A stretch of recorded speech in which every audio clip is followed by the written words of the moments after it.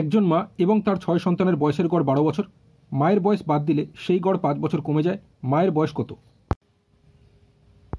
Question এখানে প্রথমে বলেছে মা এবং তার 6 সন্তানের বয়সের গড় 12 বছর। তারপরে কোশ্চেনে বলেছে মায়ের বয়স বাদ দিলে, তো মায়ের বয়স বাদ দিলে থাকছে কজন? এই 6 সন্তান থাকছে। তো এই 6 সন্তানের গড়ে বয়স 5 বছর করে কমে যায়। তাহলে মোট বয়স তাহলে কত কমছে? তাদের 6 5 30 বছর কমে যাচ্ছে। তো এই 30 বছর কেন কমছে? মায়ের বয়স বাদ দেওয়ার ফলে এই 30 বছরটা কমছে। তো সেক্ষেত্রে মায়ের বয়স তাহলে কত হবে? আগের এই যে সবার গড় বয়স 12 বছর, এর সাথে এই যে 30 বছর কমলো, এটা যদি আমরা যোগ করে দিই, এই 42 বছরই হয়ে যাবে মায়ের বয়স। অপশন ডি হয়ে যাবে সঠিক উত্তর। কোশ্চেন এখানে প্রথমে বলেছে মা এবং তার এই 6 সন্তান মিলে মোট তো 7 জন হচ্ছে। তো এই 7 জনের বয়সের গড় বলেছে 12 বছর, অর্থাৎ গড়ে এই 7 জনের প্রত্যেকের 12 বছর করে বয়স হলে মোট এই 7 জনের মোট বয়স হবে 12 সাথে গুণ করলে 84 বছর।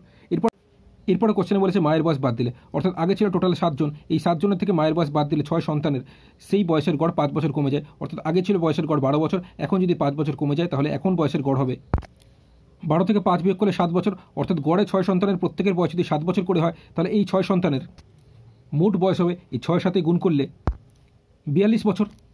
এবার আগের এই 7 জনের মোট বয়স এই 84 বছর থেকে যদি আমি এই 6 সন্তানের মোট বয়স 42 বছর বিয়োগ করে দিই, তাহলেই তো মায়ের বয়সটা পেয়ে যাব। তো এই 84 থেকে 42 বিয়োগ করলে 42 বছর হয়, অর্থাৎ মায়ের বয়স হচ্ছে 42 বছর।